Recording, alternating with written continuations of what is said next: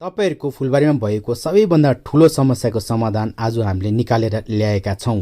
हजुरहरु धेरैले प्रश्न गरिरहनु भएको थियो, हाम्रो जिरेनियममा चाहिँ किरा लागेर यस्तो लाब्रेहरू लागेर डल्लै कोपिला नै खाइदिन्छ, डल्लै प्लान्ट नै खाइदिन्छ, के गर्नुपर्ने भनेर। यो किरालाई जराबाटै उखालेर फ्याङ्नु हो भने चाहिँ अब तीनटा दबाईहरू बताइरहेका छौं तपाईहरुलाई हामीले आज।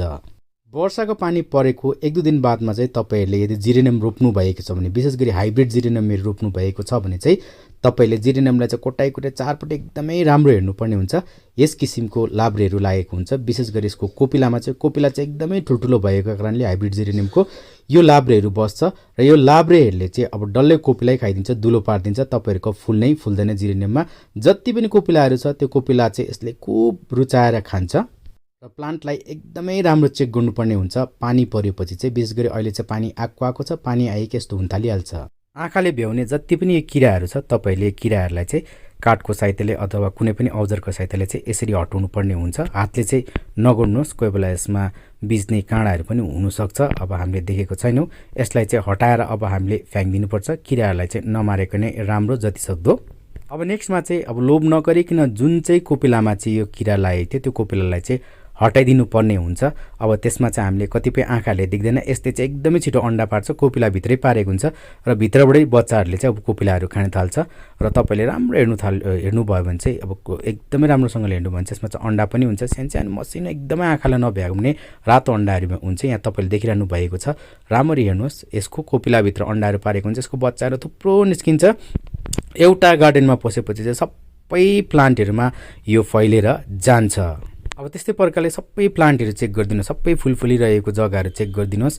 यदि कुनै पनि फुलमा तपाईले यो लाब्रे देख्नुहुन्छ भने चाहिँ अब सबै फुलहरू नै हटाइदिनुहोस् र भर्खर लाग्दैछ भने चाहिँ लागेको जुन चाहिँ कोपिला थियो त्यसलाई र त्यो लाब्रेलाई चाहिँ हटाउनु पर्ने हुन्छ। नत्र भने सबै फुलहरू कोपिलाहरू जति पनि छ लोभ नगरिकन हटाइदिनु पर्ने हुन्छ। साथै जुन चाहिँ प्लान्टमा चाहिँ लागेको छ त्यो प्लान्टलाई चाहिँ अब जबसम्म किरा हट्यो भनेर कन्फर्म हुँदैन तबसम्म चाहिँ त्यसलाई चाहिँ अरू प्लान्टहरूसँगै राख्नु हुँदैन, एकदमै छिटो सर्छ। नत्र भने चाहिँ यदि यसमा पहेँलो पातहरू छ भने, दुलो परेको पातहरू छ भने, सुकेको पातहरू छ भने सबै हटाइदिनुपर्छ।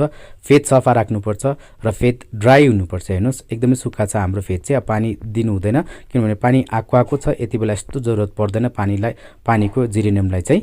अब तपाईहरुलाई पहिलो औषधि बताइरहेको छौँ, यो चाहिँ अर्ग्यानिक हो, यसले केही बिगार्दैन, साथै यसले किराहरू पनि मार्दैन पनि, किराहरूलाई भगाउने काम मात्रै गर्दछ।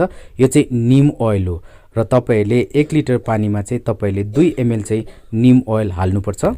त्यसपछि त्यसमा चाहिँ अब 2 ड्रप चाहिँ ह्यान्डवास, जुनै पनि ह्यान्डवास तपाईहरुको घरमा एभाइलेबल छ त्यो ह्यान्डवासको 2 ड्रप हाल्नुपर्ने हुन्छ र यो सब चिजलाई चाहिँ अब मजाले फिट दिनुपर्छ। त्यसपछि चाहिँ प्लान्टमा स्प्रे गरिदिनुपर्छ चारपट्टि। निम ओइल प्रयोग गर्नु भने चाहिँ निम ओइल चाहिँ नियमित रूपमा हप्तामा एकचोटि गर्नुपर्ने हुन्छ र निम ओइलको प्रयोग चाहिँ किरा लाग्नु अगाडि गरेको छ भने चाहिँ त्यसमा किरा लाग्दैन, तर किरा लागिसकेपछि चाहिँ यसले काम गर्दैन। किरा लागिसकेपछि चाहिँ कुन चाहिँ दबाई प्रयोग गर्नु आउनुहोस् हेरौँ। किरा लागिसकेपछि चाहिँ अब हामीले किरा भगाउनुको निम्ति चाहिँ इमिडोक्लोपिडको प्रयोग गर्नेछौँ। इमिडोक्लोपिड पनि 2 ml मिलाएर चाहिँ 1 लिटर पानीमा यसको प्लान्टमा स्प्रे गर्छौँ मजाले हामीले। जबसम्म किराहरू हट्दैन तबसम्म यो इमिडोक्लोपिड चाहिँ हामीले हप्तामा एकचोटि अथवा 5 दिनमा एकचोटि स्प्रे गरिरहनु पर्ने हुन्छ। अब यदि इमिडोक्लोपिडले पनि तपाईहरुको जिरेनियममा लागेको किराहरू हटेन भने चाहिँ अर्को दबाई प्रयोग गर्नुपर्ने हुन्छ। यो चाहिँ रामबाण नै हो। यो तेस्रो दबाईले चाहिँ तपाईहरुको जिरेनियममा लागेको किराहरू हट्छ। अब दबाई चाहिँ तपाईलाई हामीले देखाइरहेको छौँ। यो चाहिँ अब बुजा जस्तै देखिन्छ, यो चाहिँ बुजा चाहिँ हैन, बुजा सम्झेर खानु चाहिँ हुँदैन, सिधा मामा गड जान्छ।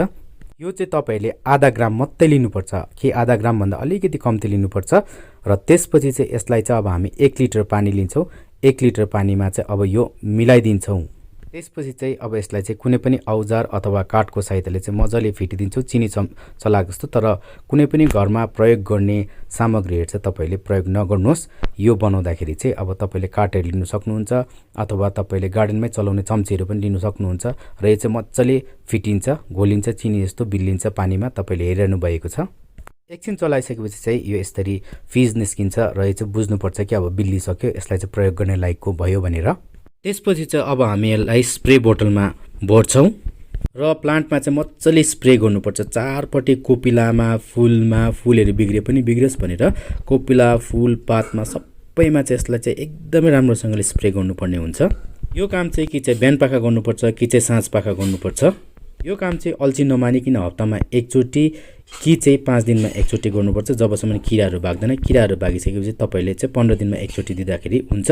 यो हालेपछि चाहिँ सबै लाब्रेहरू भाग्छ।